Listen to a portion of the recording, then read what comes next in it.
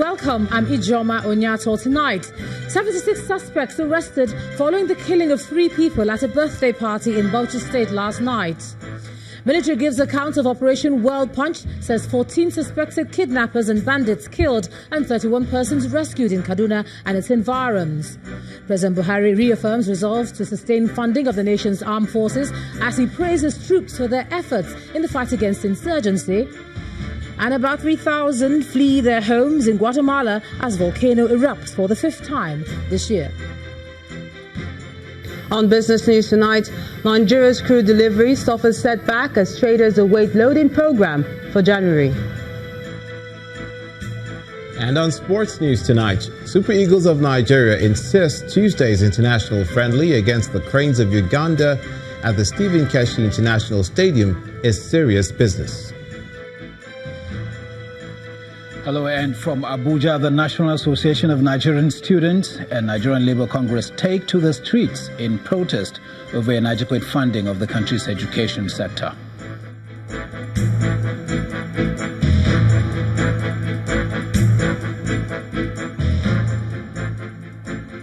We begin tonight from Bauchi State, where the relative peace enjoyed in the state has suffered a little setback following the violence that broke out in Lushi and Sakhani communities on Sunday night. 3 persons have been reported killed, while 8 people sustained injuries and are receiving treatment at the Abubakar Tafawa Balewa University Teaching Hospital, Bauchi. The police have, however, arrested 76 suspects in connection with the incident, but the organizer of the birthday party, where the crisis started from, is still at large. Burnt houses and cars, gloomy faces, and a tense atmosphere. All clear pictures of the devastation from the crisis that broke out in Lushi and Sakhani communities of Bauchi State on Sunday night.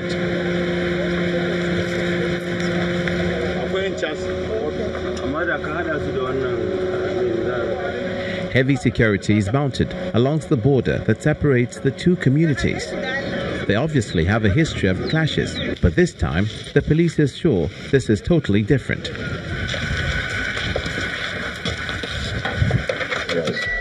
Some group of youth organized a birthday party for one of their friends, and while the occasion is going on, a fight erupted between them, and they used some weapons to attack each other, and in the process, some innocent victims that are returning from work were injured, and some of them were taken to the hospital.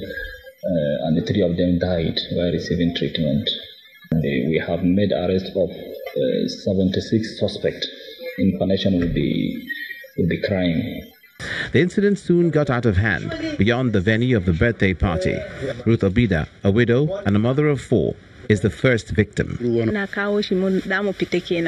As I ran with the children, I was stopped by a group of youths who told me that I'm going to be the first dead person. I told them no, I want to be the first. I told the children to run. While this ensued, some youths from our area came to my rescue. James Danjuma, a retired police officer, just moved into his new house with his family 3 months ago. He's lost everything to the incident, and they are now stranded. Youth, they came in mass. When they came, they said they will burn my house. They said they will burn my house. Just like that, they set fire to my house. They set fire. Now I call of one of their elder from Russia. I said, Malam, my dad, come, see your people. They come to burn my house. While he tell me, say, what happened? That they will come to burn your house. I say, see them. They do the youth from Lushi. I say, okay. Him himself, he came with 1 man. When they came, they meet the children here, the youth. They are burning my house. They are already set the fire to the house. Then they now pursue me that, what are they waiting? They are supposed to kill me. Some group of boys came in, they were breaking my car, the glass of my car, breaking all the glasses in my house, and set the car on fire. So we escaped miraculously by the mercies of God.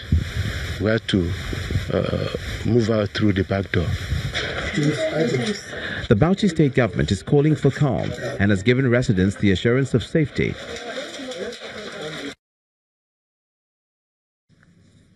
Meanwhile, the military says troops deployed in Operation World Punch have rescued 31 people from suspected bandits and kidnappers within its area of responsibility. The operation is in part of the Operation 777, which is being conducted and coordinated simultaneously nationwide by the Defence Headquarters. The Acting Director of Defence Information, Brigadier General John Agim, says 14 suspects have also been killed since the military launched the operation in October. So far in this operation, 14 notorious bandits, cattle rustlers, and kidnappers have been neutralized. Likewise, several assorted sophisticated arms, ammunition, and large herds of cattle have been recovered from the bandits, kidnappers, and cattle rustlers. Additionally, a total of 31 persons, which include 18 children and 13 adults, were rescued from kidnappers within the area of operation. During this period also, 5 bandits and 2 informants were arrested, and they are currently assisting the security agencies in ongoing investigation. Unfortunately, 2 soldiers were wounded and are currently receiving treatment at military hospital in Kaduna. 2 civilian vigilante assisting troops in the operations were also killed in action by the bandit fire. And staying with security matters, President Muhammadu Buhari has promised sustained funding of the nation's armed forces in order to maintain efficiency and professionalism.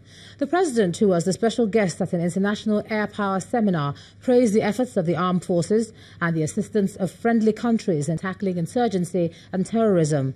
The event, organized by the Nigerian Air Force, has participants drawn from the 18 countries, including the United States, the United Kingdom, Saudi Arabia, and South Africa. Our correspondent Ibrahim Adra reports. Nigeria's fight against insurgency fits the definition of an irregular war. A war that the Nigerian armed forces have prosecuted for about 10 years, with Air Force making significant contributions. The Air Force desires to consolidate on these gains by seeking to better understand how to deploy its air power against Boko Haram and other terrorists. The answers might come from this international seminar on air power organized by the Nigerian Air Force in Abuja. Chief of the Armed Forces of the Federal Republic of Nigeria, President Muhammadu Buhari. President Muhammadu Buhari joined several military top brass from across the world, including their Nigerian counterparts. The Nigerian Air Force wishes to leverage on the experiences of our friends and international partners to deal with irregular threats in Nigeria and the West African sub-region more efficiently and effectively. Air Marshal Sadiq believes this platform will tap from the different experiences of participants to come up with a framework. In particular, the military tacticians will be looking at some key areas. The seminar topics are therefore built around 3 broad strands of learning. The first is public policy making. The second is air power application, while the third is training for the ethical application of air power. The Defense Minister, as well as President Muhammadu Buhari, both lauded efforts of the Air Force in Nigeria's war against terror. The President, while declaring the seminar open, promises more support of the country's armed forces. We will continue to support the drive to modernize the armed forces through enhanced budgetary allocation in their quest to meet the constitutional demands of protecting Nigeria's sovereignty and territorial integrity. I therefore charge the armed forces, particularly our Air Force, to maintain their efficiency, and professionalism in carrying out their constitutional duties. It's a 3-day exercise during which these officers will collectively find new ways of tackling insurgency using the nation's air assets. The outcome of the seminar should hopefully not only improve the capacity of the Nigerian Air Force, but also position the force to deal a decisive blow on insurgency and terrorist activities once and for all. From the NAF Conference Center in Abuja, Ibrahim Adra reporting for Channels Television News. And shortly after promising to improve funding for the military, the president met with 6 state governors at the State House over the raging issue of minimum wage. The governors at the meeting are Dave Umahi of Ebonyi, Lagos State Governor Akinwumi Ambode, Abubakar Bagudu of Kebbi, Simon Lalong of Plateau, Akwa Ibom State Governor Udom Emmanuel, and the Kaduna State Governor Nasir El-Rufai. After the meeting, which also had the Minister of Labour and Productivity, Chris Ngige, in attendance, the governors reportedly refused to disclose the outcome to the media. An earlier meeting between members of the Nigerian Governors Forum with the Vice President, Professor Yemi Osinbajo, failed to reach a resolution. The labour unions are demanding a new minimum wage of 30,000 naira, which was submitted to President Buhari by the Tripartite Committee. The governors, however, insist they do not have the capacity to pay that amount.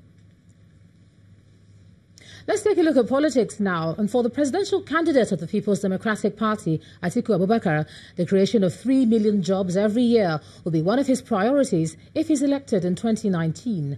Job creation is one of the key points listed in the policy document released by the PDP flag bearer, along with human capital development, poverty eradication and infrastructure. The document also details a 7-year timeline in which he intends to deliver on his campaign promises. According to the former vice president, he would privatize the Nigerian National Petroleum Corporation and also sell all 4 national refineries. Other areas of focus in terms of infrastructure include the construction of 5,000 kilometers of roads and 5,000 kilometers of modern railway. Mr. Abubakar also adds that he plans to lift 50 million Nigerians out of poverty by 2025. The most important question in this election is, are you better off than you were 4 years ago? Are you richer or poorer? That is why our primary focus is to get Nigeria working again. I am strongly of the view that I'm just one Nigerian, and one Nigerian cannot be as wise as all Nigerians. That is why I will offer an inclusive leadership.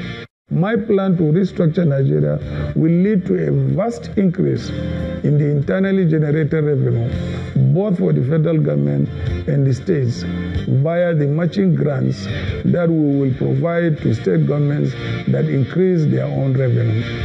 Let me be clear, no state will receive less funding than they get today. In fact, all will receive more, and the harder a state works, the more they will get. Staying with politics, the Nigeria police is warning any politician who plans to violate the Electoral Act and election guidelines during next year's general election to be ready to face prosecution. The police public relations officer, Mr. Jimoh Moshood, gave the warning at a news conference in Abuja today. Mr. Moshood also warned against the possession of arms at campaign grounds, hate speech, thuggery, intimidation, defamation, violent conduct and political clashes.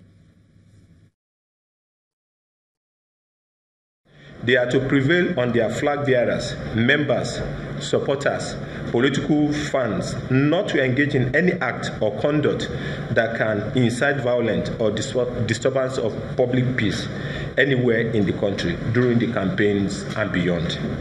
The Commissioner of Police in the Command and Zonal Assistant Inspector General of Police throughout the country are under strict instructions of the Inspector General of Police not to tolerate any forms of political thuggery, intimidation, demonstration of violent conduct, and over-dramatization of political fans that can precipitate political clashes and jeopardize prevailing peace in their commands from any political party or politicians. Commissioner of Police are to effect the arrest and immediately prosecute any party member or supporters in possession of firearms or dangerous weapons during political campaigns and rally in their respective states. The force will not condone hate speeches, indecent and criminal defamatory conduct from any individuals or group that can cause threat to public peace and safety anywhere in the country during the campaigns and beyond. In part two, after the break, we'll talk about electioneering and the presentation of policies by the major political parties ahead of the 2019 presidential election, and we'll be joined by Professor of Strategy and Development, Professor Anthony Killer. That's in a moment. Do stay with us.